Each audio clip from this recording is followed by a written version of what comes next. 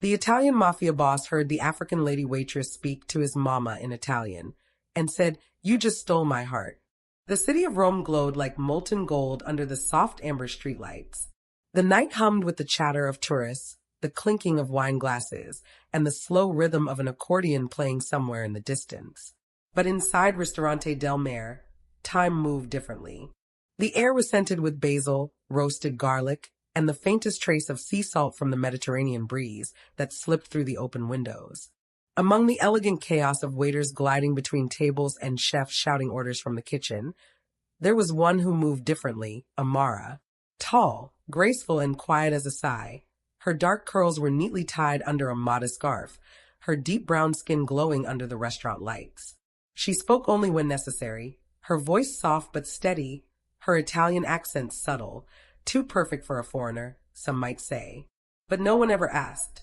In Rome, people were often too polite, or too afraid, to ask too many questions. Amara had been working at Ristorante del Mare for nearly a year. She knew every regular, every routine, every secret behind those marble tables. She'd learned how to disappear in plain sight, to serve the powerful without being seen by them. Her boss, Signor Ricci, often said, "Amara, you have the patience of a saint and the silence of a shadow. Perfect for this job." But that night was different. That night, the Romano family was coming. Even the air seemed to hold its breath. The Romano name was whispered across Rome, feared and revered in equal measure. They owned half the city, from the docks to the diamond shops. And at the head of it all stood Don Matteo Romano, a man whose charm could melt marble, but whose wrath could end empires. "Table 7, her manager muttered, wiping sweat from his brow. "They reserve the whole corner. Make sure everything is perfect. Perfetto, you hear me?" Amara nodded quietly, adjusting the napkins and wine glasses until they aligned with precision. She didn't know why her hands were trembling. Perhaps it was the tension in the air, or the faint stories she'd overheard. That Don Romano never dined in public unless it was important. That when he did, the city's underworld shifted its power accordingly. When the doors opened, the restaurant fell silent, for men in black suits entered first, scanning every corner with sharp, calculating eyes. Their steps echoed like drumbeats of warning. Behind them came a woman draped in soft gray silk, elegant and kind-faced.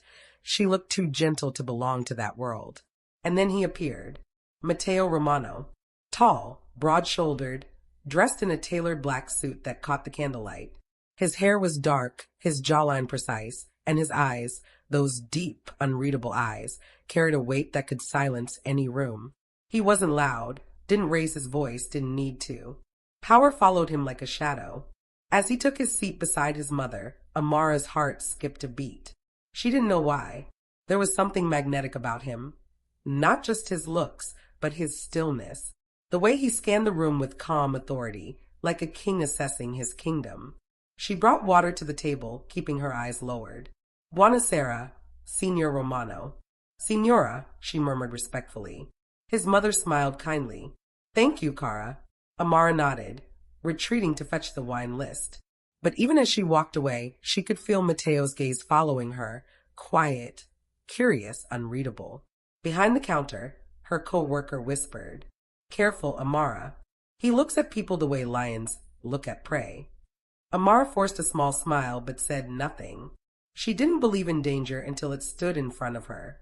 As the night unfolded, she moved between tables, pretending not to feel that gaze that occasionally lifted toward her, patient, deliberate, assessing. He said little during the meal, occasionally leaning toward his mother, listening to her with genuine tenderness. That surprised Amara, a mafia boss who laughed softly at his mother's jokes. It didn't fit the picture she'd imagined, but she didn't dare let her curiosity show. Not yet. As she poured wine into the mother's glass, she heard the older woman sigh happily. "Ah, this restaurant reminds me of the coast of Amalfi. The air, the aroma, almost like home." Her voice was warm, nostalgic, the kind of sound that breaks through barriers. Amara hesitated, a smile ghosting on her lips. She wanted to respond, to say something, but she bit her tongue.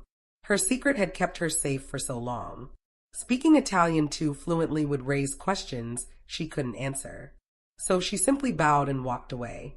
But fate, as always, had other plans. In less than an hour, the very thing she'd hidden for years, the melody of her Italian tongue, would slip out before the most dangerous man in Rome. And by the end of that night, the quiet waitress of Rome would no longer be invisible. She would become the woman who stole the Don's heart. The restaurant buzzed softly with music and conversation, but at table 7, the world seemed to move slower, as if time itself respected who sat there. The Romano family's presence carried an invisible weight. Even the waiters whispered more quietly, and the kitchen staff moved like ghosts behind swinging doors. Amara adjusted her apron, glanced briefly at table 7, and took a deep breath. Her palms were slightly damp, not from fear, but from an unease she couldn't name. Matteo Romano sat tall and silent, the candlelight painting his features in gold and shadow.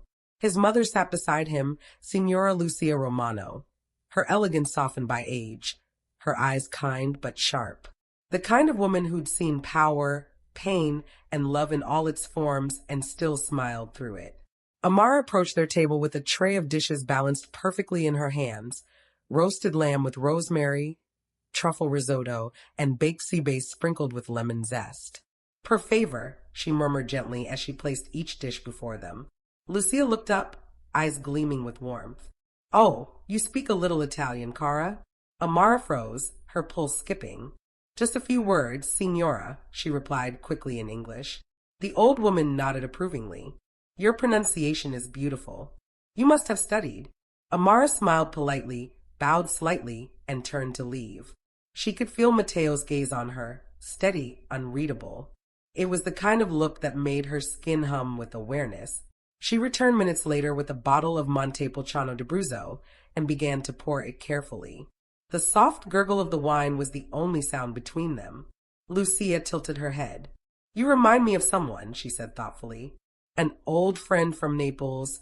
She spoke with that same rhythm, that same kindness in her tone. Tell me, where are you from, my dear? Amara hesitated, eyes fixed on the bottle. I'm from West Africa, signora. But I studied languages for a while, before she paused.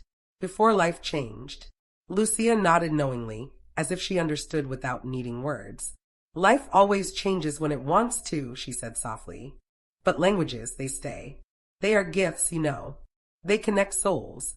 Those words pierced something inside Amara. Her throat tightened.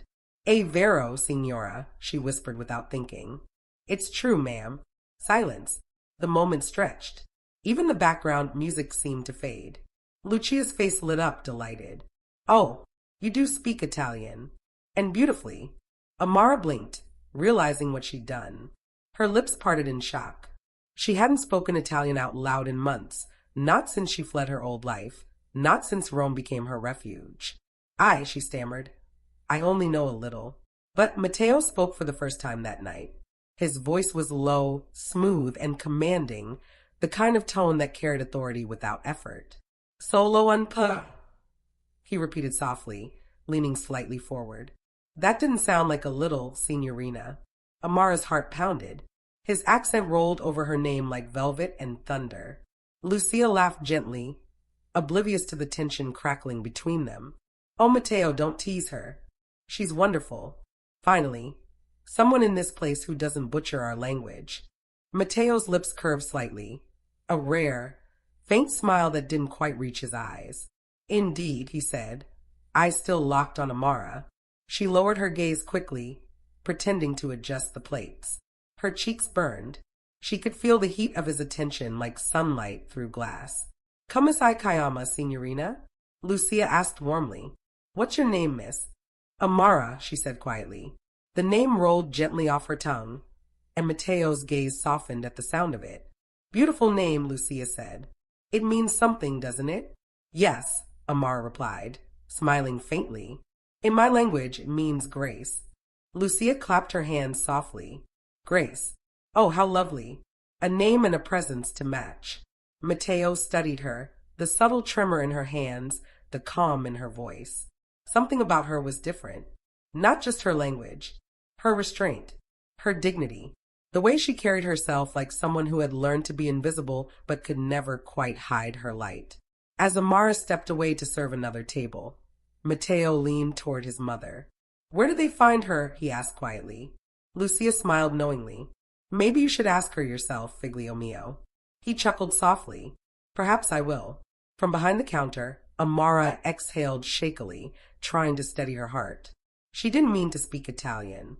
She didn't want anyone, especially not a man like him, to notice her.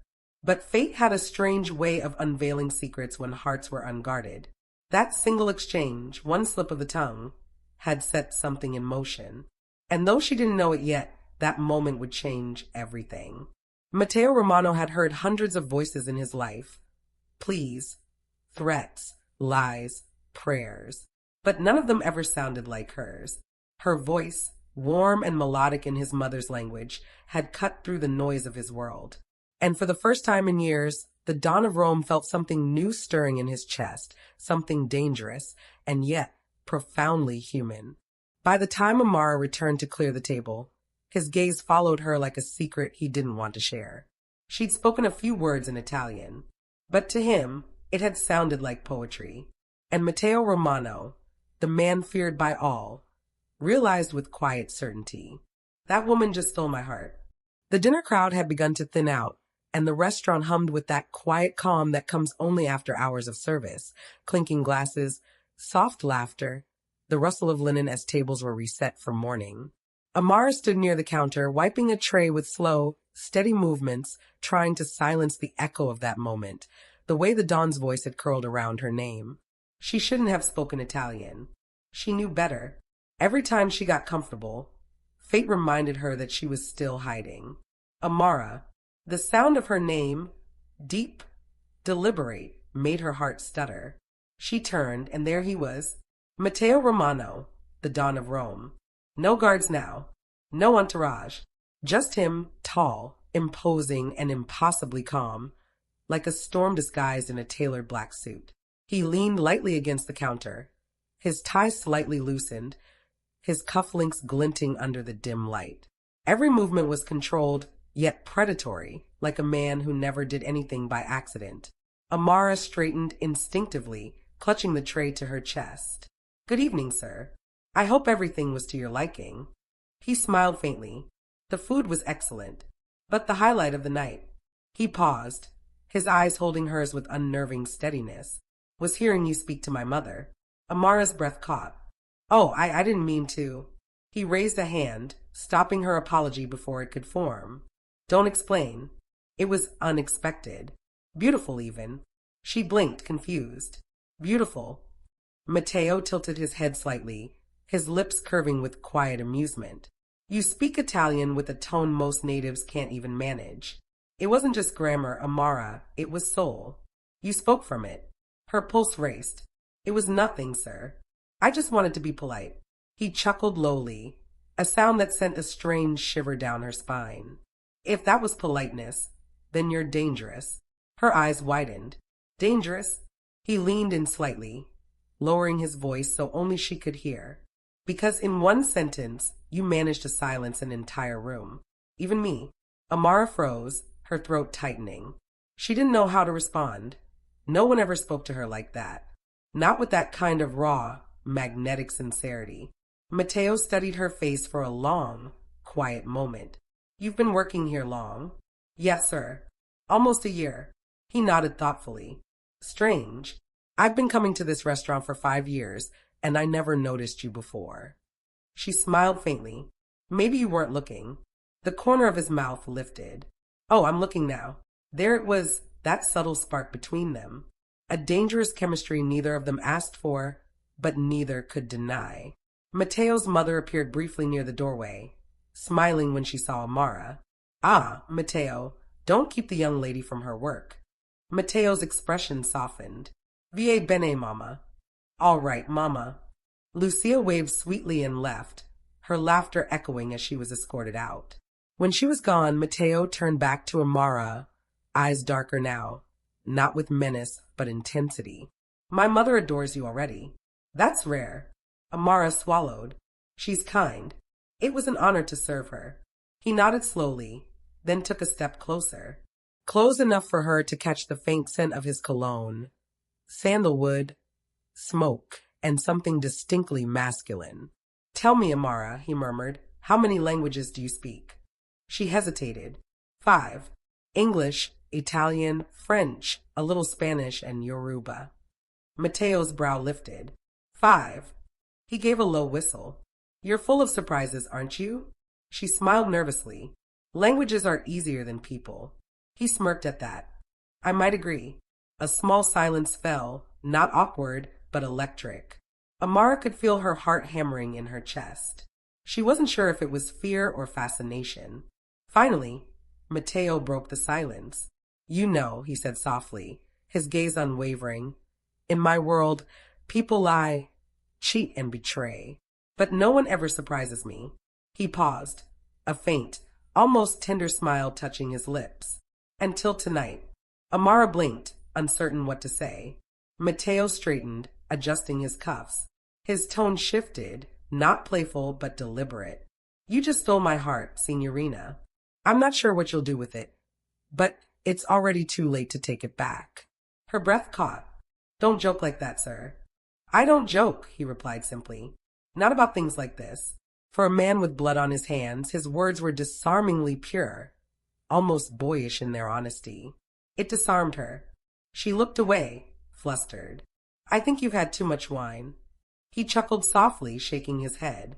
If I had, I wouldn't remember how perfectly you said un honor servirti, signora. He mimicked her tone perfectly, deep voice wrapping around the Italian words like silk. Even my mother noticed. Amara bit her lip, half embarrassed, half amused. You were listening? Matteo's gaze flickered with something unreadable. Always. A silence fell, heavy, charged. Then Matteo slipped a small, embossed card onto the counter beside her. Come to Villa Romano tomorrow night, he said. Dinner. My mother would love to see you again. She frowned. Dinner? With your family? With me, he corrected gently. And my mother, if it makes you less nervous. Amara hesitated. I don't think I should. Matteo leaned closer, lowering his voice. You shouldn't, but you will. Their eyes met, his, full of confidence and warmth. Hers, torn between fear and curiosity. He stepped back, his hand brushing against hers ever so slightly as he turned to leave. The contact sent a jolt through her, fleeting but unforgettable. As he walked out the door, his voice lingered in her mind, deep and soft. You just stole my heart, Amara. Don't pretend you didn't. Outside, the black car pulled away into the Roman night. Inside, Amara stood frozen by the counter, Matteo's card still warm in her hand, her pulse echoing in her ears. She stared at the gold lettering. Villa Romano, Trastevere Hill, 8 p.m. Her fingers trembled. Every part of her said don't go. But something deeper, something dangerously alive, whispered, you will. And with that, the quiet waitress of Rome took her first step into the Don's world. A world of secrets, shadows, and stolen hearts. The following evening, Rome shimmered beneath a velvet sky. The streets glowed with golden lamplight, and the air carried the faint scent of rain mixed with jasmine. But for Amara, every breath felt heavier than usual, like the world had decided to hold its breath with her. In her hand, the small gold-embossed card caught the light of a passing street lamp.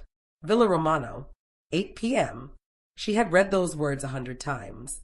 100 times, she'd told herself she wouldn't go. And yet, here she was, standing outside a black iron gate that rose like a cathedral door before her. A guard in a tailored suit approached, speaking into his earpiece before turning to her. Miss Amara? Her voice was soft. Yes. He nodded, pressing a button. The gates opened with a low metallic hum. Inside lay another world. Villa Romano was breathtaking. An ancient stone mansion surrounded by olive trees and lit by dozens of flickering lanterns. A marble fountain shimmered in the courtyard, its water reflecting the moon like a secret mirror. As the car drove her up the gravel path, Amara caught sight of sculptures, rose gardens, and marble pillars. Everything spoke of wealth and history, but not ostentation. It was beauty wielded with power. When the car stopped, she took one last deep breath and stepped out. The door opened before she could knock. "Benvenuta, Signorina Amara," said an older woman warmly. She was the housekeeper, gray-haired and smiling. "The Don is expecting you. Please, this way." Amara followed her through grand hallways lined with paintings and chandeliers. Every step echoed on the marble floors. Every flicker of candlelight revealed another piece of the Romano legacy. Family portraits, old weapons, and landscapes of Sicily and Naples.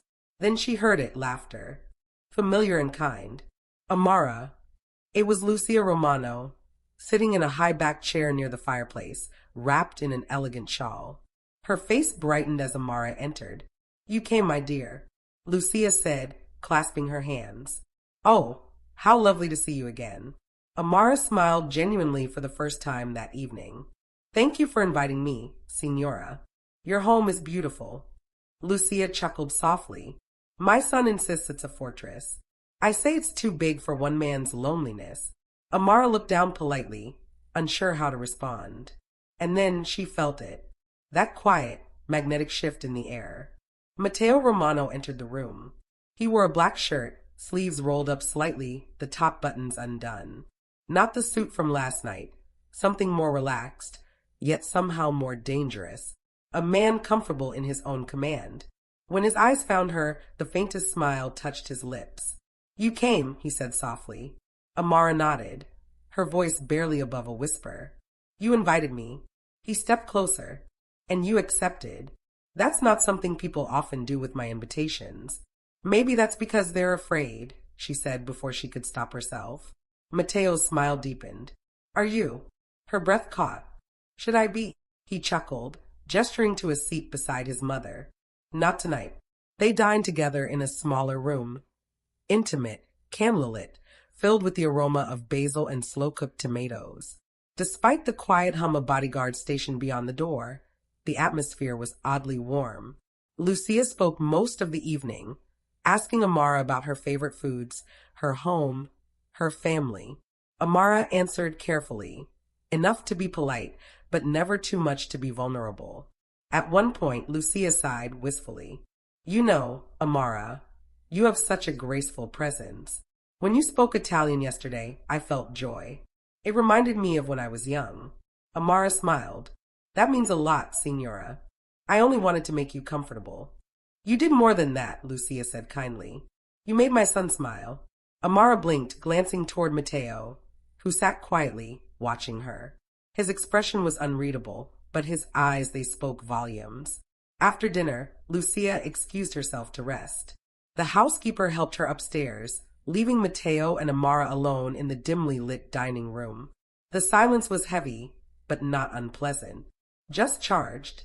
Matteo poured 2 glasses of red wine and slid one toward her. "To new languages," he said smoothly. Amara hesitated, then clinked her glass gently. "And to surprises." He smirked. "You're full of those, aren't you?" She tilted her head. "You say that like it's a crime."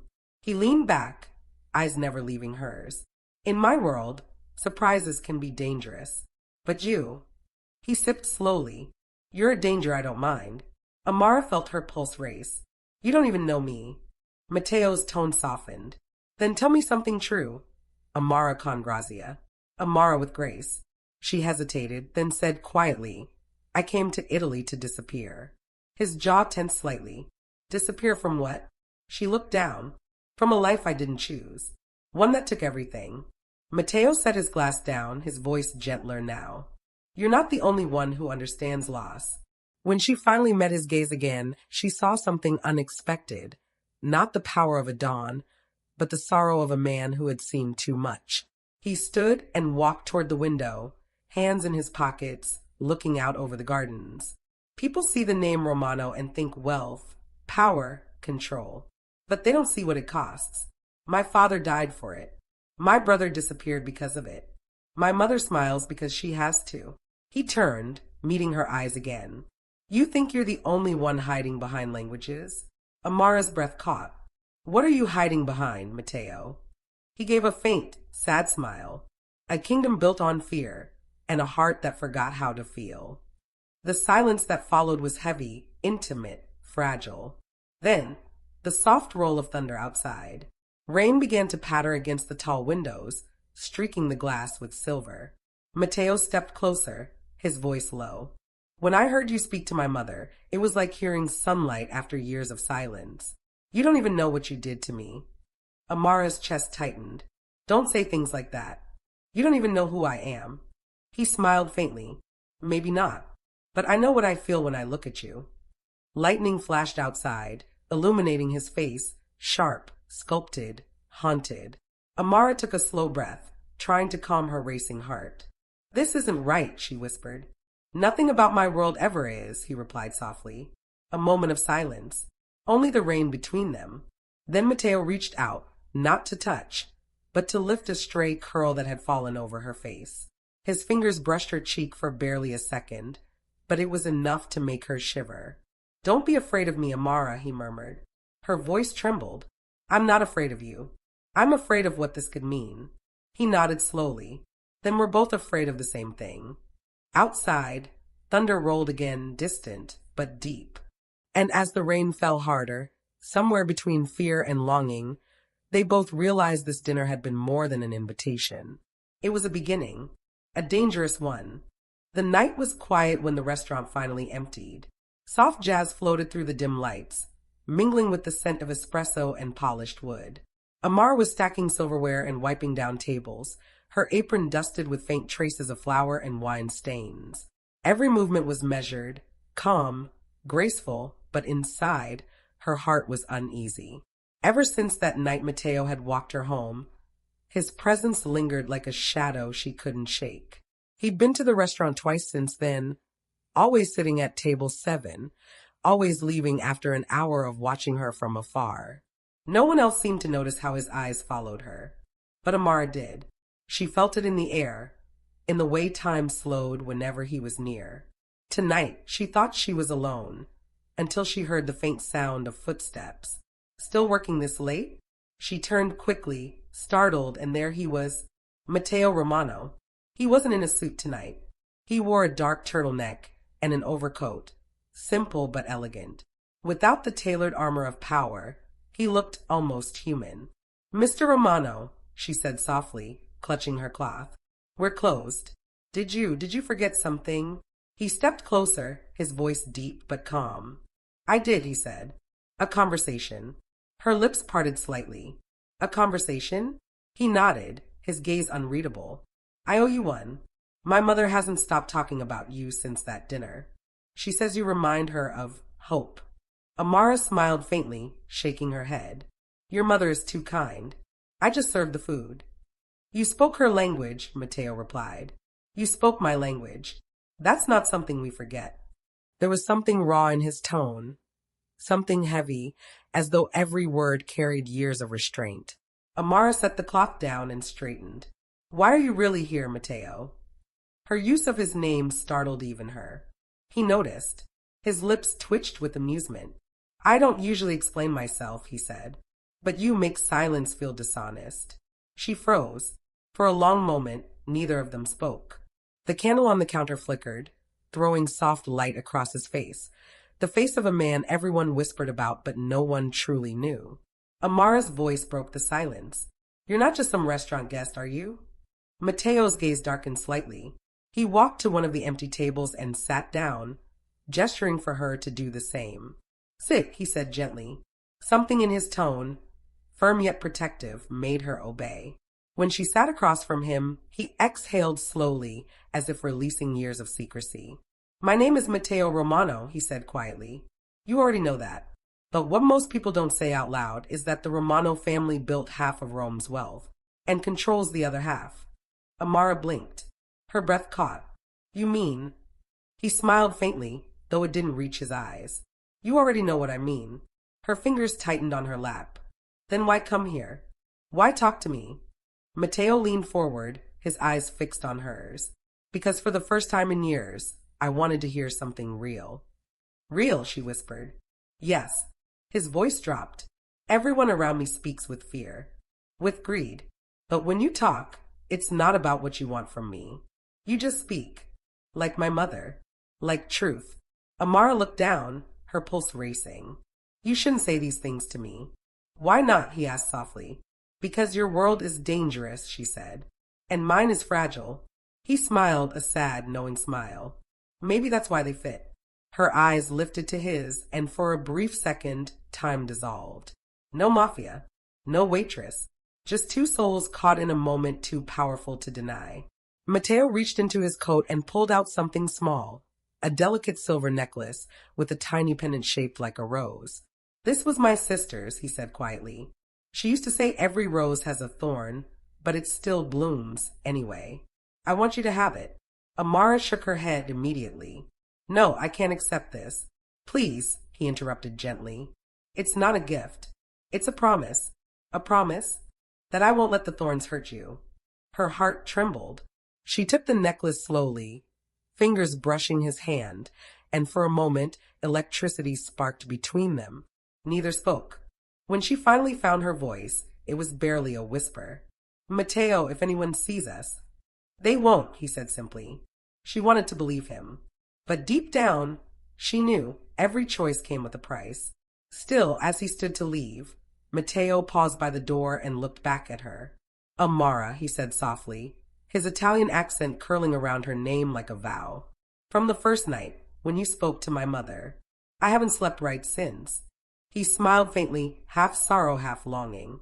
You stole my heart with a few words. Now I don't know how to take it back. And before she could respond, he was gone, leaving only the faint scent of his cologne, the echo of his words, and the silver rose gleaming in her trembling hands. Rome looked beautiful at night, too beautiful for the secrets it held. The streetlights glowed like soft halos over the cobblestone, and laughter echoed faintly from a nearby bar. But beneath that calm shimmer, danger moved quietly, like smoke under glass. Amara had just finished her late shift. The air was cool, the moon a pale coin above her head. She wrapped her scarf tighter and began her walk home, humming softly to herself. That's when she noticed it. Footsteps. Not hurried, not random, measured, following. She turned once. No one. But the sound was there again, faint but steady. Her heartbeat quickened. She walked faster, every instinct screaming that something wasn't right.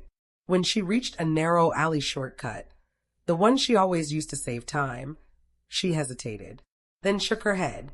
Don't be paranoid, she whispered to herself. It's just late. But the moment she stepped into the alley, a shadow peeled away from the wall. Well, well, a voice drawled. The Don's little waitress. Amara froze.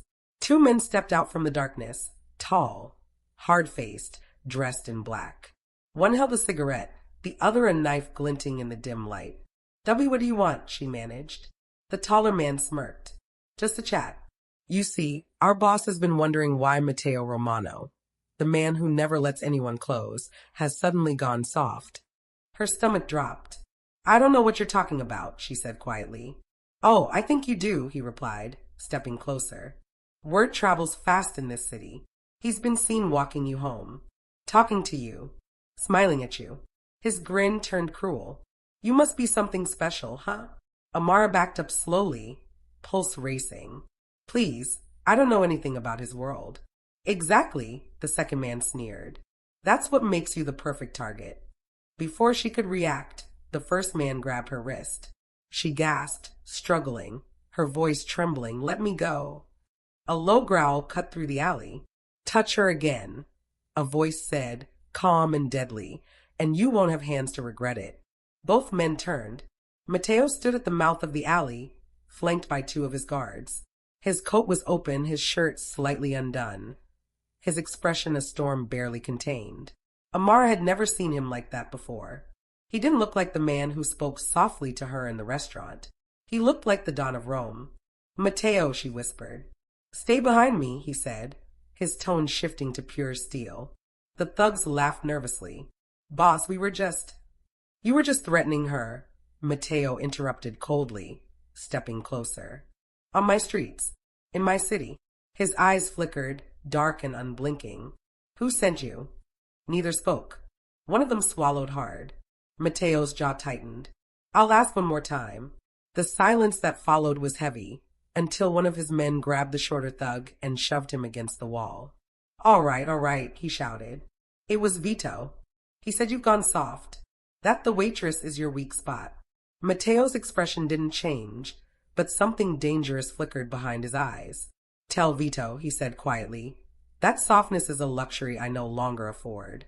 Then, with a nod, his guard stepped back. The two men stumbled away, disappearing into the dark. Amara stood frozen, her breath shaking. Matteo turned to her slowly, his expression softening at once. Are you hurt? She shook her head, though her hands trembled. No, I'm fine. But how did you? I've had eyes on you, he said, stepping closer. Since that night in the restaurant. I knew it was only a matter of time before someone used you against me. Use me, she echoed, tears rising. Matteo, I didn't ask for any of this. I know. His voice broke slightly. And that's why it kills me that you're in danger, because of me. He reached out, brushing a tear from her cheek. The tenderness in his touch contrasted the violence that had filled the air moments before. Come with me, he said quietly. Tonight. Now. To where? To somewhere safe. Safe, she whispered. With you. Matteo's gaze softened. There's nowhere safer. Amara hesitated. The world she knew, her quiet apartment, her morning walks, her small freedom, felt like it was slipping away. But so was her fear. Something in his eyes told her she could trust him. She nodded slowly. As they left the alley, Matteo wrapped his coat around her shoulders. His guards followed behind, silent shadows. When they reached the waiting black car, Matteo opened the door for her and said softly, You'll stay with me. At the villa, Amara looked up at him, her voice trembling. And if I say no? He smiled faintly, a mix of sadness and certainty. Then I'll follow you home every night, just to make sure you breathe safely. She stared at him, realizing for the first time that he wasn't exaggerating. He meant every word. As the car pulled away into the sleeping streets of Rome, Amara glanced at Matteo beside her, his hands clasped, his eyes fixed on the dark skyline. He had saved her, but in doing so he'd bound her to his world, a world she had no choice but to enter now. Amara woke to the soft sound of waves crashing. Her lashes fluttered open, greeted by sunlight spilling through long curtains, pale gold light brushing across white sheets and marble floors. For a brief, blissful second, she thought she was dreaming. Then she remembered. The alley, the men, Matteo's voice, the car. She sat up quickly, her heart pounding. The room around her was unlike anything she'd ever seen, a quiet villa overlooking the sea, filled with books, flowers, and the faint scent of sandalwood. On the bedside table sat a note, written in neat Italian script. Breakfast is downstairs. You're safe here. M. Her fingers trembled slightly as she traced the letters. Safe. The word felt foreign now. Amara rose, wrapped herself in a robe, and followed the faint scent of coffee. The hallway opened into a wide terrace that looked out over the cliffs of Positano. The sea glittered below, endless and blue. And there, seated at a small table set for two, was Lucia Romano. Ah, Cara, Lucia exclaimed warmly. You're awake. Amara froze, unsure what to say. Lucia smiled kindly and gestured to the seat across from her. Sit, please. Matteo told me everything. Amara's chest tightened. Everything. Lucia nodded gently. About the men who followed you. About how he found you. She reached across the table, touching Amara's hand. He was beside himself with worry. I've never seen him like that. Amara looked down, her voice barely a whisper. I didn't want any of this. I never wanted to be part of his world. Lucia's eyes softened. Sometimes, figlia mia, love does not ask permission. Amara smiled faintly. I don't even know if it's love. Lucia chuckled softly. Then why do your eyes search for him every time you speak his name? Before Amara could answer, a familiar voice came from behind her. Because she doesn't have to wonder where I am. She turned. Matteo stood in the doorway, his black shirt open at the collar, his expression softer than she'd ever seen it. Lucia smiled knowingly, rose from her seat, and patted his shoulder. I'll leave you too, she said. But Matteo, she looked at him meaningfully. Be gentle with her heart. It is not yours to command. When she was gone, silence fell, the kind that trembles with unspoken words. Matteo walked toward Amara slowly, his gaze never leaving her. "You slept?" he asked quietly. She nodded. "A little." "Good. You needed rest." He poured her coffee, his movements calm, deliberate, but his hands betrayed a slight tremor. "You're angry," he said, without looking up. "I'm confused," she admitted. "I don't understand any of this. Why me? You could have anyone, Matteo. You're powerful. You're feared. You don't need—" "You're wrong," he interrupted, his tone firm but pained. "Power doesn't mean peace. Fear doesn't mean respect. And I don't need anyone." He looked at her then, his eyes fierce and vulnerable all at once. "Until you—" Her breath caught. "I saw you that first night," he continued, voice low. "You moved through that restaurant like someone who belonged everywhere but wanted nothing. When you spoke to my mother, it wasn't just your words, it was who you were. I knew right then. I'd never heard truth sound that beautiful." "Matteo." He stepped closer, his hand reaching to brush her cheek. "I don't care about the rules, Amara. I don't care what my men think. You're mine, and not in the way they think I mean. You're mine because my heart found its home in your voice." Tears welled in her eyes. "You don't know everything about me." "Then tell me," he said gently. "No secrets. Not now." Amara took a deep breath, her hands trembling. "There's a reason I know your language," she whispered. "Before I came to Rome, I lived in Florence. I was studying translation, Italian literature. I fell in love with a man there. He wasn't kind." Matteo's expression darkened, but he said nothing. "When I tried to leave, he took everything, my documents, my money. He told me if I ever spoke to anyone, he'd ruin me. So I ran. I hid. I started over here. I thought I was safe." Matteo's jaw clenched. "What was his name?" "Please," she said quickly, grabbing his hand. "Don't do anything. I told you because I trust you, not because I want revenge." He exhaled slowly, forcing himself to calm. "Then I'll do nothing. For now." Her eyes searched his. "For now." He smiled faintly. "I didn't promise forever." They both laughed softly, the tension breaking, and for the first time since the alley, Amara felt her chest ease. Matteo reached into his pocket and pulled out something small, the silver rose pendant she thought she'd lost. "I had it repaired," he said. "The chain broke that night." She took it in her hand, eyes glistening. "You kept it." "I keep what matters." And then, without hesitation, he lifted it around her neck. His fingers brushed her skin, lingering for just a moment longer than necessary. Their eyes met. The world outside, the villa, the sea, the danger faded away. "Matteo," she whispered. He leaned closer, his breath warm against her ear. "In my world, people fight for loyalty, money, or power," he murmured. "But you made me want to fight for peace, for something I didn't think I deserved." Her tears fell softly then, not from fear, but from the ache of being seen. He kissed her forehead gently, reverently. "You didn't just steal my heart, amore mio. You gave me back my soul." That evening, as the sun sank into the sea, Amara stood on the balcony, watching the horizon burn with gold. Matteo stood behind her, his arms around her waist, the weight of the world finally feeling lighter. They both knew the road ahead wouldn't be easy. His world was still dangerous, her path still fragile. But for that moment, for that single, quiet heartbeat between dusk and night, the dawn of Rome and the runaway waitress stood together, neither servant nor master. Just two souls who found home in the same language. Italian, love, truth. And as the waves whispered below, Matteo spoke softly in her ear. "Ti amo, Amara. I non smetterò mai." I love you, Amara, and I never will stop.